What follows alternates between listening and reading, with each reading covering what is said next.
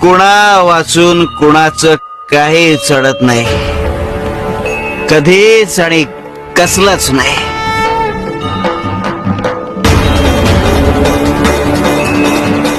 कारण सांभाळणारे आम्ही असतो.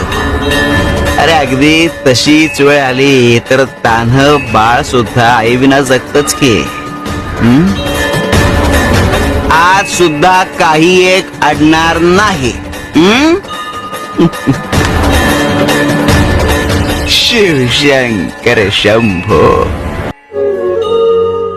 इरादे नेक हो तो सपने भी साकार होते हैं, और लगन अगर सच्ची हो